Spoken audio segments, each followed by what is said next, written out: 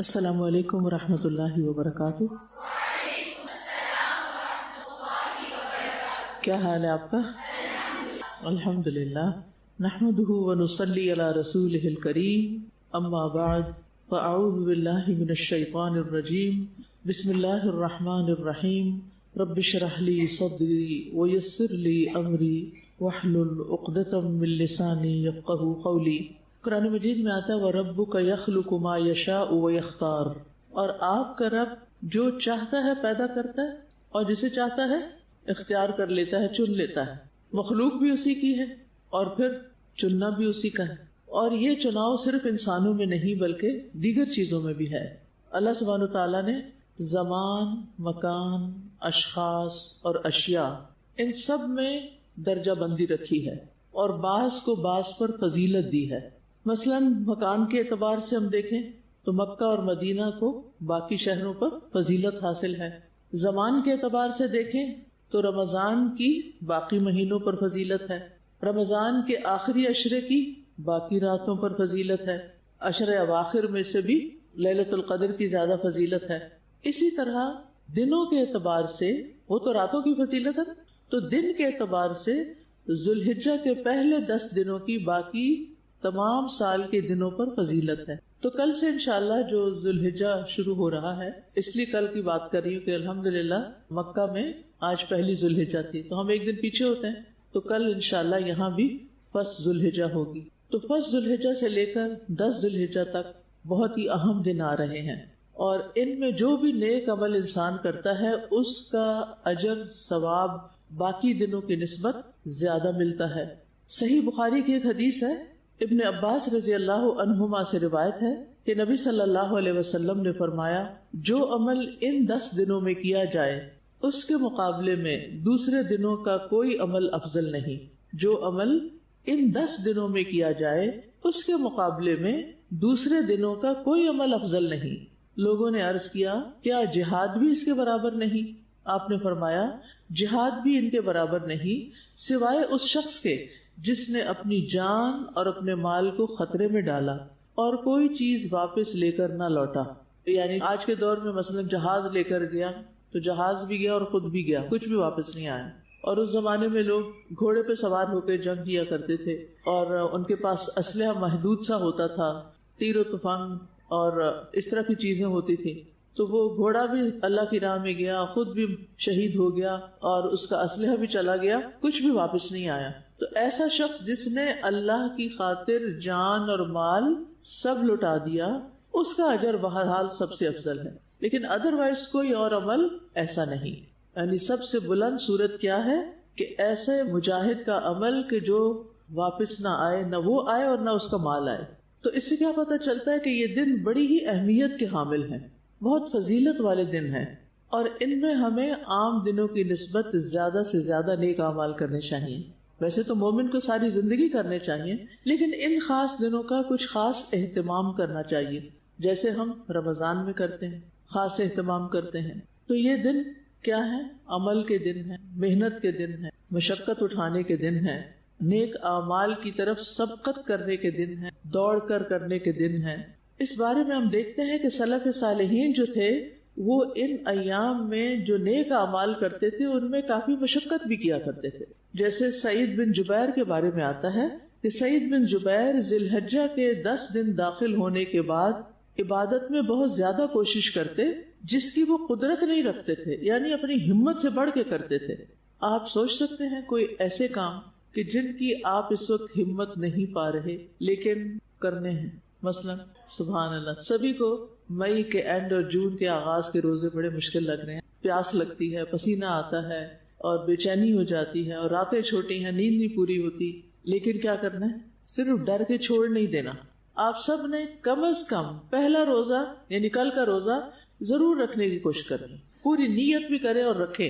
اب ہاسٹل انتظامیہ مجھ سے ناراض نہ ہو کیونکہ شاید ان کی پریپریشن نہ ہو، وہ اس لیے کہ ہو سکتا ہے جب آپ 9 ذوالحجہ کا روزہ رکھیں اور آپ کو اتنا مزہ آئے تو آپ نے میں نے تو سارا عشرہ گنوا دیا، پہلے سے میں نے کیوں نہ کیا۔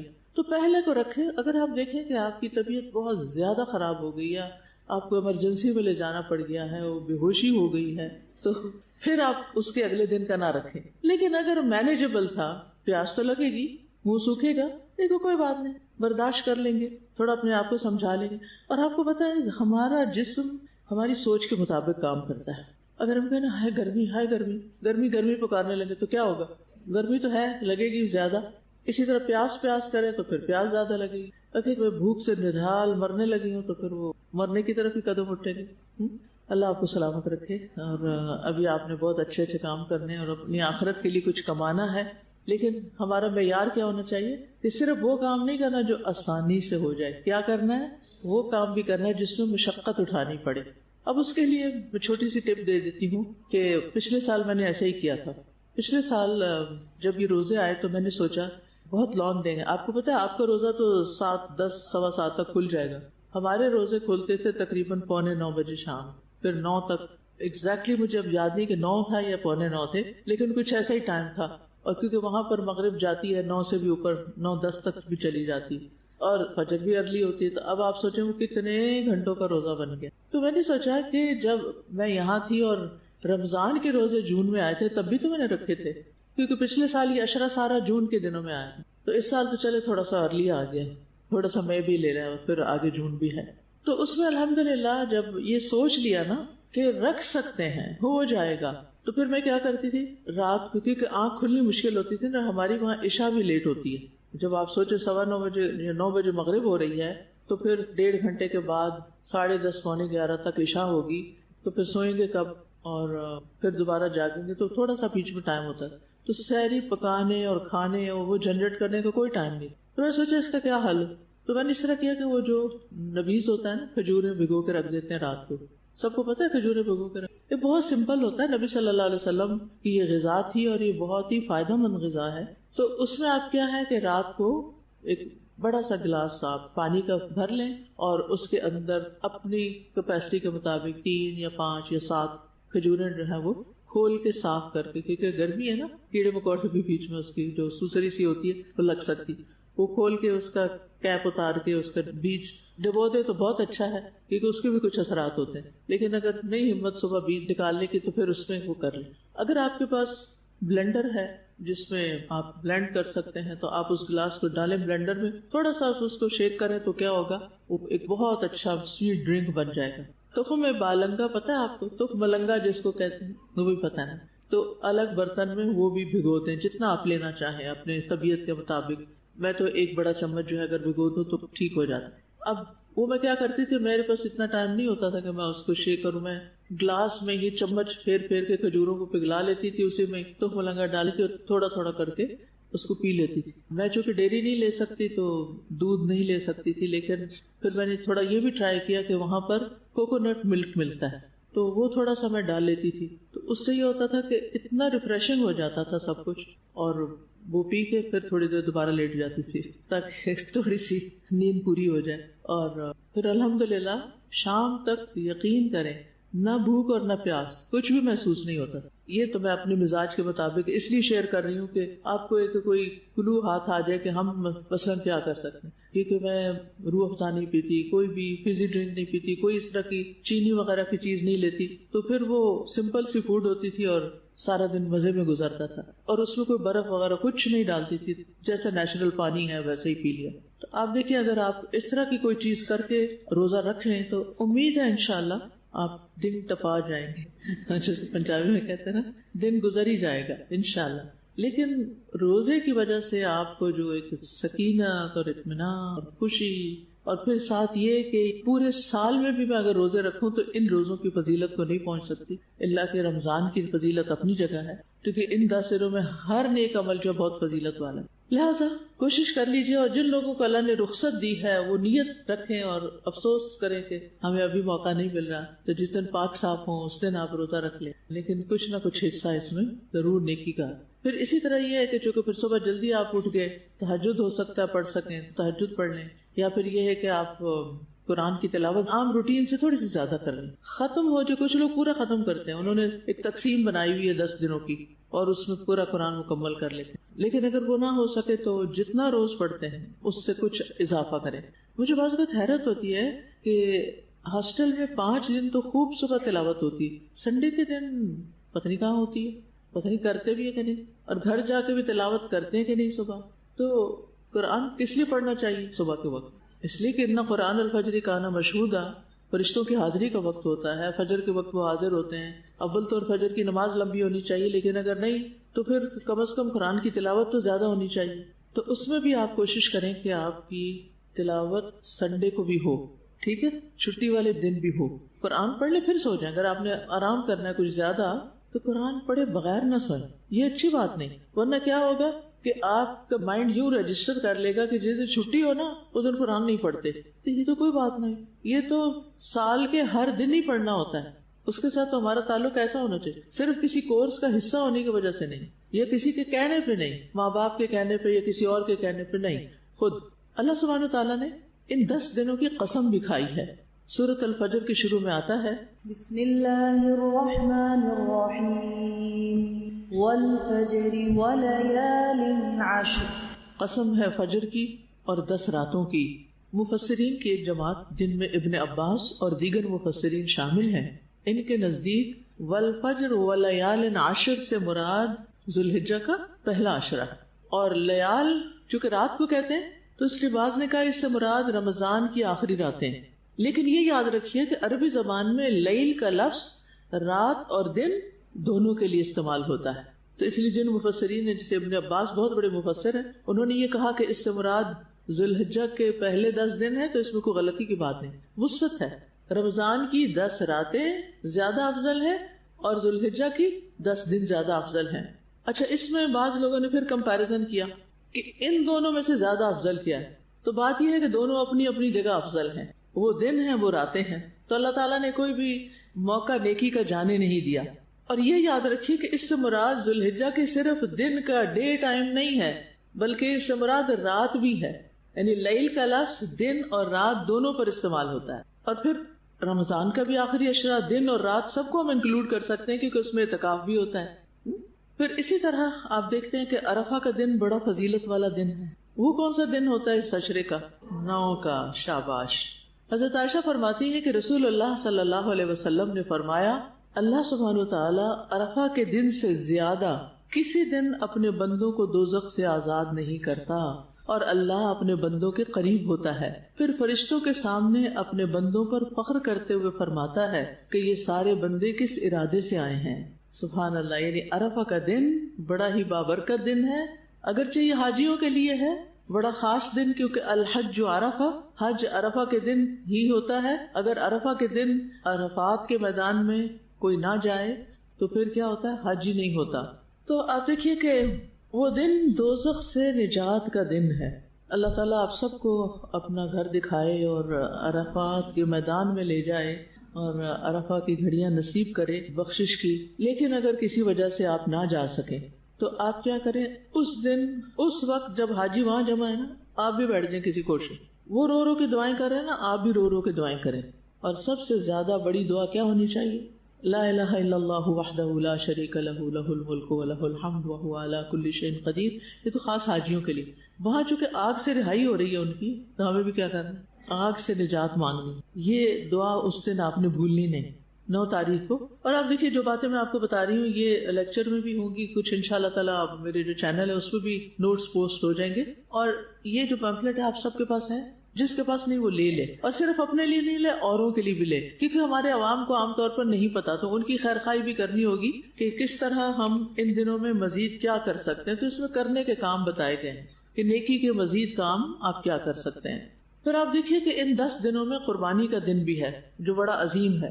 ایک صحابی ہیں عبداللہ بن قرط، وہ کہتے ہیں کہ رسول اللہ صلی اللہ علیہ وسلم نے فرمایا، اللہ کے نزدیک سب سے افضل دن یوم النحر 10 ذی الحجہ، اور اس کے بعد یوم القر یعنی 11 ذی الحجہ. یعنی 10 افضل ہے اور پھر اس کے بعد اس سے کم یوم القر ہے. اور عرفہ کی تو اپنی اہمیت ہے.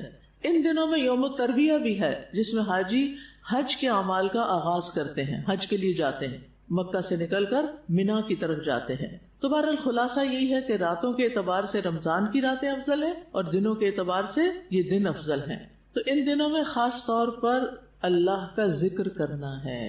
ٹھیک ہے، یعنی یہ حاجیوں کے لیے بھی ہے اور غیر حاجیوں کے لیے بھی ہے. سورۃ الحج کی آیت نمبر 28 میں آتا ہے، لِيَشْهَدُوا مَنَافِعَ لَهُمْ وَيَذْكُرُوا اسْمَ اللَّهِ فِي أَيَّامٍ مَّعْلُومَاتٍ وَيَذْكُرُوا اسْمَ اللَّهِ فِي أَيَّامٍ مَّعْلُومَاتٍ عَلَى مَا رَزَقَهُم مِّن بَهِيمَةِ الْأَنْعَامِ فَكُلُوا مِنْهَا وَأَطْعِمُوا الْبَائِسَ الْفَقِيرَ۔ ان دنوں میں چونکہ قربانی کی جاتی ہے تو قربانی کے جانوروں پر بھی اللہ کا نام لینا ہے، لیکن اس کے علاوہ بھی وَيَذْكُرُ اسْمَ اللَّهِ فِي أَيَّامٍ مَّعْلُومَاتٍ، معلوم دنوں میں اللہ کا ذکر کریں۔ اور ابن عباس کہتے ہیں کہ ایام معلومات سے مراد ذوالحجہ کے پہلے 10 دن ہیں، کیونکہ قربانی تو سارے عشرہ نہیں کی جاتی اور ذکر تو اس سارے عشرہ بھی کیا جا سکتا ہے، کیونکہ ذکر سب سے آسان عمل ہے۔ نبی صلی اللہ علیہ وسلم نے بھی اس کی تعلیم ہمیں دی ہے۔ آپ نے فرمایا، مسند احمد کی روایت ہے، کوئی دن اللہ کے ہاں ان 10 دنوں سے زیادہ عظمت والا نہیں ہے، اور نہ ہی کسی دن کا عمل اللہ تعالیٰ کو ان 10 دنوں کے عمل سے زیادہ محبوب۔ بس تم ان 10 دنوں میں کثرت سے تحلیل لا الہ الا اللہ، تکبیر اللہ اکبر، تحمید الحمدللہ کہو۔ تو نبی صلی اللہ علیہ وسلم نے ان دنوں کا ذکر بھی ہمیں سکھا دیا۔ آپ اس کو یوں بھی پڑھ سکتے ہیں، اللہ اکبر لا الہ الا اللہ واللہ اکبر وللہ الحمد۔ اس کو تکبیرات بھی کہتے ہیں۔ تو اس میں آپ دیکھیے کہ یہ آپ کے پاس پیجز ہیں نا، تو اس میں تکبیرات بھی لکھی ہوئی ہیں، اور ماشاءاللہ آپ نے اس میں بھی پڑھی ہیں تسبیحات اور تکبیرات، یہ بھی آپ دیکھ رہے ہیں کارڈ، اس میں انگلش میں بھی ہے یہ، اور اس کے اوپر بھی تکبیرات لکھی ہوئی جو میں نے ابھی آپ کو پڑھ کے سنائی ہے۔ اللہ اکبر لا الہ الا اللہ واللہ اکبر وللہ الحمد۔ تو آپ یہ بھی کر سکتے ہیں کہ اس کو کہیں پر اس طرح دیوار کے ساتھ لگا دیں کہ آتے جاتے آپ کو یاد رہے، فریج پہ کسی میگنیٹ کے ساتھ لگا سکتے ہیں۔ اب ان دنوں میں جو تکبیر ہوتی ہے وہ 2 طرح کی ہوتی ہے، ایک تکبیر مطلق ہوتی ہے، ایک تکبیر مقید ہوتی ہے۔ تکبیر مطلق طلاق سے جیسے آزاد، یعنی مطلق کا مطلب ہے وہ تکبیر جس میں کوئی قید نہیں، جب مرضی کہی جائے، کوئی وقت معین نہیں، جتنی زیادہ کہیں اتنا ہی اچھا ہے۔ تو ان دنوں کا ذکر کیا ہوگا؟ اللہ اکبر لا اکبر اللہ اکبر وللہ، کیونکہ نبی صلی اللہ علیہ وسلم نے 3 چیزیں فرمائی، تحلیل، تکبیر اور تحمید، تو یہ تینوں چیزیں اس تکبیر میں آ جاتی ہیں۔ تکبیر مطلق شروع کرنے کا وقت کون سا ہے؟ تکبیر مطلق اس وقت سے شروع ہو جائے گی جب چاند نظر آنے کا اعلان کیا جائے گا، یعنی آج رات سے ہی آپ کے ذکر میں اضافہ ہو جائے گا۔ کس چیز کا؟ تکبیرات کا۔ آپ جس جگہ بھی ہوں، کھڑے ہوں، بیٹھے ہوں، کچن میں ہوں، کمرے میں ہوں، لیٹے ہوں، تکبیر کہہ سکتے ہیں۔ اپنے گھر میں ہوں، بازار میں ہوں، لان میں ہوں، کرسی پہ بیٹھے ہوں، بیڈ پہ لیٹے ہوں، شاپنگ کر رہے ہوں، کیا کریں گے؟ تکبیرات پڑھتے رہیں گے۔ صحابہ کرام جو تھے وہ بازاروں میں اونچی آواز سے بھی تکبیر کہا کرتے تھے۔ وہ کیوں؟ تاکہ سب کو یاد دہانی کرائیں کہ اللہ اکبر، اللہ سب سے بڑا ہے، یہ بات سب کو پتا چل جائے۔ کیا ہمیں پتا ہے کہ اللہ سب سے بڑا ہے؟ پھر اوروں سے کیوں ڈرتے ہیں؟ اگر اللہ سب سے بڑا ہے، یہ مان لیا، ہمارا یقین ہے، تو پھر دوسروں کا ڈر کیوں ہے؟ ہمیں نہیں ہونا چاہیے نا، کیونکہ اللہ کے سوا ساری چیزیں کیا ہیں؟ آپ کی طرح کی مخلوق ہے۔ آپ بھی اللہ کی مخلوق ہے، وہ بھی مخلوق ہے۔ ٹھیک ہے، کوئی مخلوق طاقتور ہوتی ہے، عقل مند ہوتی ہے، اور کوئی نہیں ہوتی، لیکن ہے سب مخلوق ہونے کے ناطے سب برابر ہیں۔ تو میرا سوال یہ ہے، کیا ایک مخلوق کو دوسری مخلوق کے روب میں آ جانا چاہیے، بڑائی بیان کرنی چاہیے، اور ان کے آگے سجدہ کرنا چاہیے، اور ان کے نام کی تسبیح پڑھنی چاہیے، یا ان سے اپنا نفع نقصان وابستہ کر لینا چاہیے؟ نہیں۔ پتھر، پہاڑ، درخت، یہ سارے کیا ہیں؟ مخلوق۔ اور انسان کیا ہے؟ مخلوق۔ تو اگر کوئی شخص درخت کو خدا مان لیتا ہے یا پتھر کو مان لیتا ہے تو وہ کیا کر رہا ہے؟ شرک تو کر رہا ہے، لیکن بہت ناسمجھی کا ثبوت دے رہا ہے۔ یہ کتنی عجیب بات ہے نا، مخلوق کے آگے جھکے۔ تو اس جملے پہ غور کیجیے، مخلوق کے لیے جائز نہیں کہ مخلوق کے آگے جھکے۔ مخلوق کے لیے کیا پسندیدہ ہے؟ کس کے آگے جھکے؟ اللہ سبحانہ تعالیٰ کے آگے جھکے۔ کون ہے اللہ؟ اللہ اکبر، وہ جو سب سے بڑا ہے، سب سے بڑا، اس سے بڑا کوئی بھی نہیں۔ لہذا ان دنوں میں کرنے کا کام کیا ہے؟ ساری دنیا کو پیغام دینا ہے، کس بات کا؟ اللہ اکبر کا، کہ اللہ سب سے بڑا ہے۔ اچھا، آپ دیکھیے کہ یہ پیغام ہم کب دے سکیں گے؟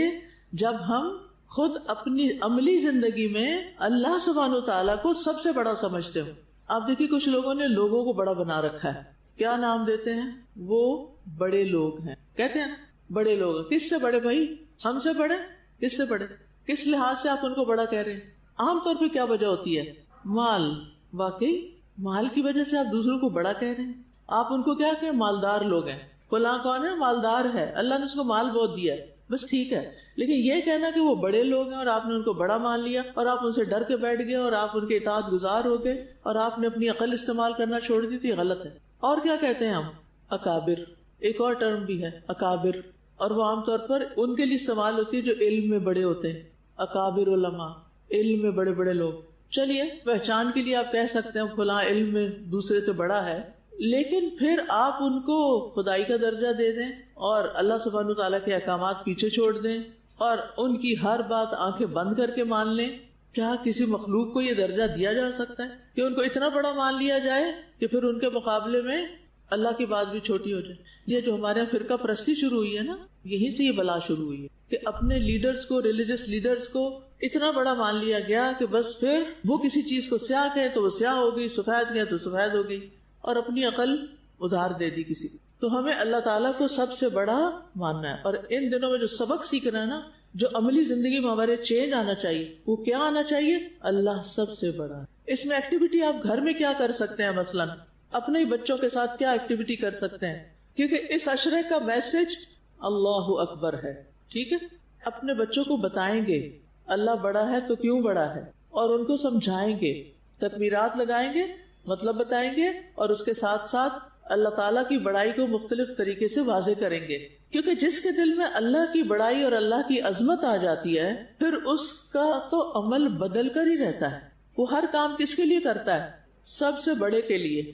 لیکن اگر آپ نے انسانوں کو بڑا بنایا ہوا ہے نا, تو پھر آپ ان کی خوشنودی کے لیے کام کریں گے, اللہ کی بڑائی تو پیچھے رہ جائے گی. جو اللہ کو بڑا جانتا ہے پھر وہ اللہ کو سب سے بڑا مانتا ہے, اور جو اللہ کو بڑا مانتا ہے پھر وہ اللہ کے حکم کو بھی بڑا مانتا ہے, وہ اللہ کی رضا کو بھی بڑا مانتا ہے, وہ اللہ کو پھر ہر چیز سے زیادہ آگے رکھتا ہے, اوپر رکھتا ہے, ترجیح دیتا ہے.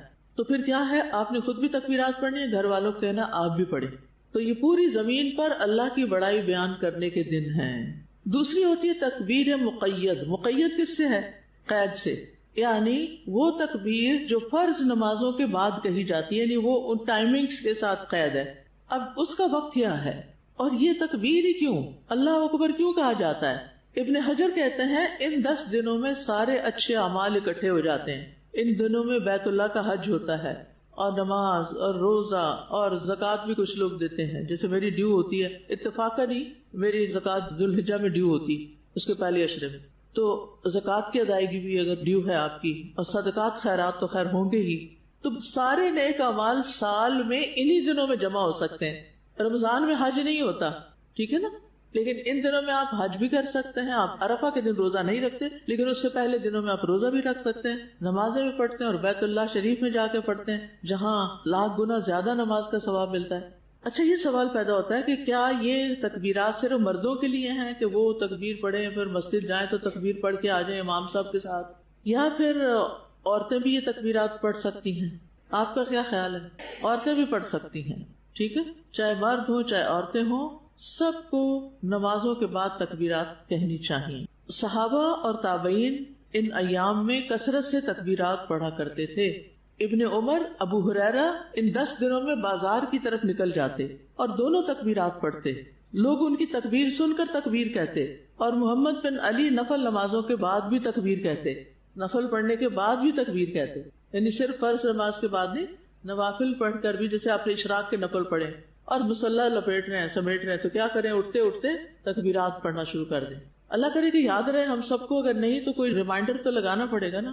اگر اور کچھ نہیں ہے, لمبی چوڑی چیزیں نہیں بھی لگا سکتے, تو صرف اللہ اکبر ہی لکھ کے کہیں لگا دیں. آپ اسکول کے بچوں کو بھی ایکٹیویٹی دے سکتے ہیں کہ وہ ایسے پوسٹر بنا کے اپنے گھر میں بھی لگائیں, نیبرز کو دیں, ان کو بھی بتائیں کہ جو بنے ہوئے کارڈز ہیں, کیونکہ ان دنوں میں صدقہ خیرات کی بھی بڑی فضیلت ہے. تو جو مال آپ اللہ کے دین کے علم کو پھیلانے کے لیے خرچ کرتے ہیں بہترین صدقہ ہے, اور وہ صدقہ جاریہ ہوتا ہے.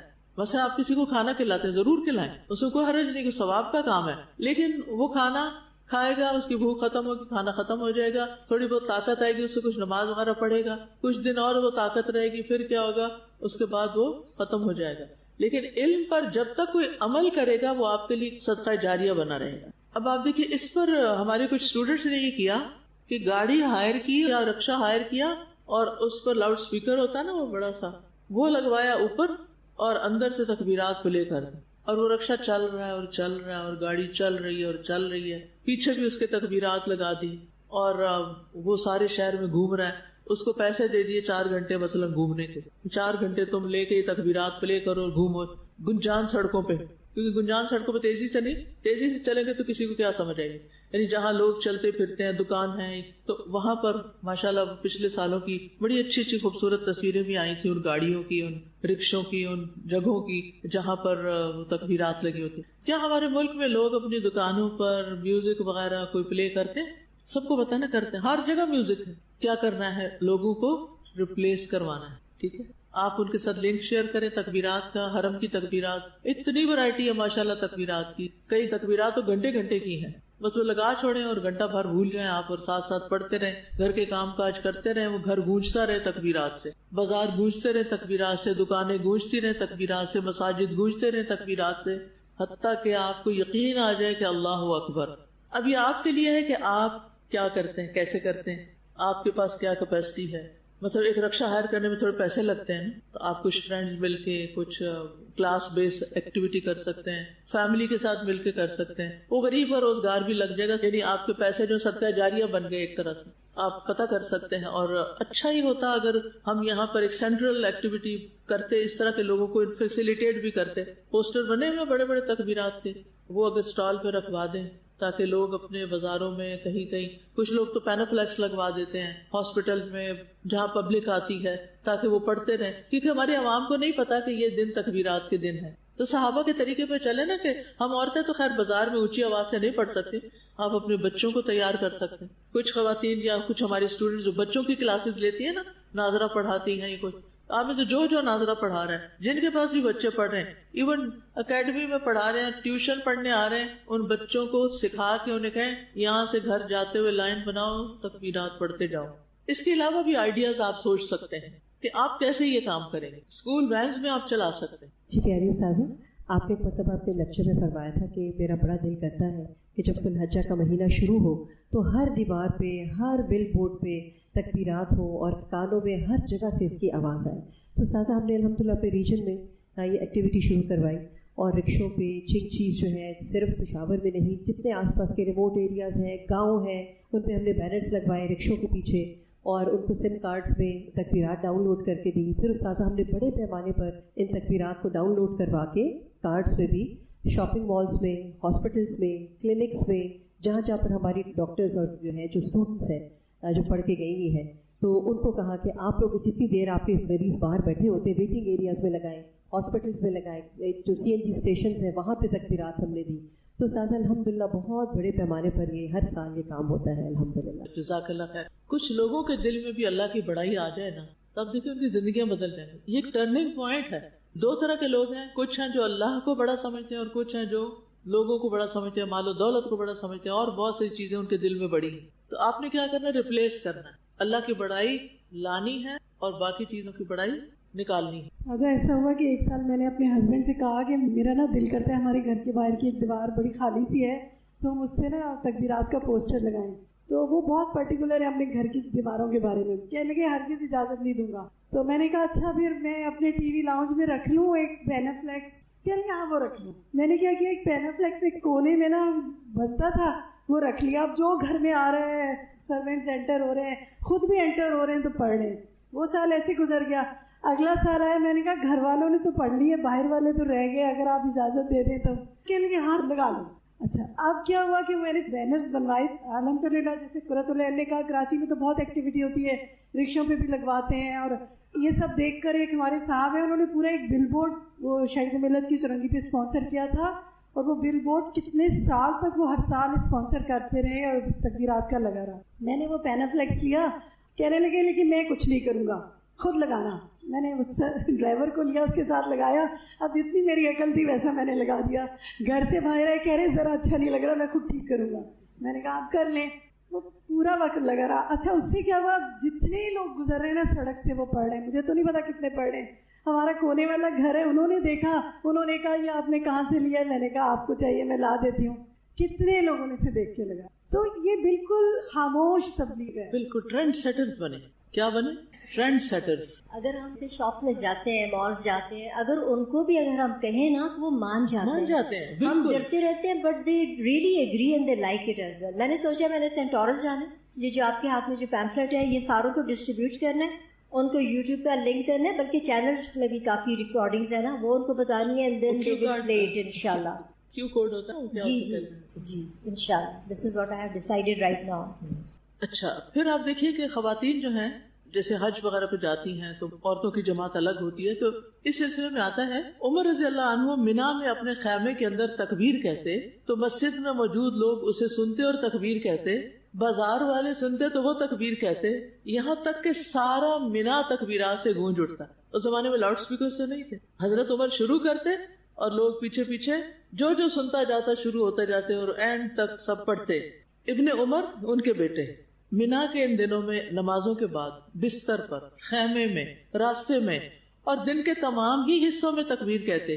میمونہ رضی اللہ عنہا یوم النحر 10 ذی الحجہ میں تکبیر کہتی تھی، اور عورتیں ابان بن عثمان اور عمر بن عبدالعزیز کے پیچھے مسجد میں مردوں کے ساتھ تکبیر کہا کرتی، یعنی پیچھے بیٹھی ہوتی تھی، مرد آگے پڑھ رہے ہوتے وہ بھی ساتھ شروع ہو جاتی تھی، کیونکہ تکبیرات بلند آواز سے پڑھنا زیادہ فائدہ مند ہے. عطا بن صائب کہتے ہیں کہ میں ابو عبد الرحمن اور ابن معقل کے ساتھ نکلا اور ابو عبد الرحمن اونچی آواز سے تکبیریں کہتے تھے. تو بہرحال تکبیرات تو کہنے ہیں، لیکن ساتھ یہ یاد رکھنا ہے کہ یہ نفع مند تجارت کے دن ہیں، یہ آپ کے بزنس کے دن ہیں، اللہ کے ساتھ تجارت کرنے کے دن ہیں، عظیم دن ہیں، خیر و بھلائی کے دن ہیں، آخرت کی تجارت کرنے کے دن ہیں. دنیا میں جو لوگ تجارت کرتے ہیں کیا وہ اپنا وقت ضائع کرتے ہیں؟ اپنی اپرچونٹیز، مواقع نہیں، پہلے سے پریپیئر کر کے رکھتے. آپ دیکھیں ہمارے ملک میں جب عید